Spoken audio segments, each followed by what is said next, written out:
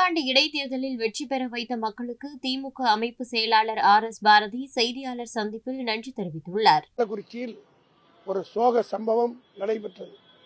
அது மிகப்பெரிய பூதாரமாக இந்தியா ஒன்றியத்தில் இருக்கக்கூடிய அமைச்சர்களிலிருந்து இங்கே இருக்கக்கூடிய உள்ளூர் பாஜக தலைவர்களை ஆட்டம் போட்டு பூதாகாரமாக்கி ஏதோ பிரளயமே ஏற்பட்டு விட்டதை போல அவருடைய மாநிலங்களில் நடைபெற்றதையெல்லாம் மறைத்துவிட்டு இங்கே மிகப்பெரிய நாடகத்தை நடத்தி இந்த இடைத்தேர்தலில் எப்படியாவது வெற்றி பெற்றுவிட வேண்டும், 40க்கு 40 வெற்றியை எப்படியாவது குலைத்து விட வேண்டும் என்ற திட்டத்தோடு செயல்பட்டார்கள்.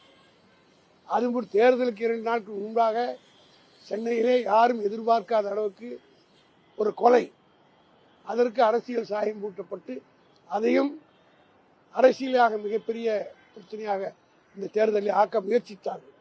இந்த 2 மிகப்பெரிய சேலஞ்சுக்கு மத்தியில் எங்கள் தலைவர் தளபதி மு.க. ஸ்டாலின் அவர்கள் அவருடைய நேர்மையான ஆட்சி, இந்த 3 ஆண்டு காலம் அவர் ஆட்சி நடத்தியதை மக்கள் ஏற்றுக்கொண்டு யார் வந்தாலும் சரி, யார் எதிர்த்தாலும் சரி, யார் தூற்றினாலும் சரி, மக்களாகிய நாங்கள் இருக்கிறோம் உங்கள் மத்தியில் என்று நிரூபித்து காட்டிய, அதுவும் குறிப்பாக இந்த நேரத்தில் இவ்வளவு பெரிய மகத்தான வெற்றியை தேடிக் கொடுத்த விக்கிரவாண்டி மக்களுக்கு திராவிட முன்னேற்ற கழகம் வாழ்நாள் பூராவும் கடமைப்பட்டிருக்கிறது.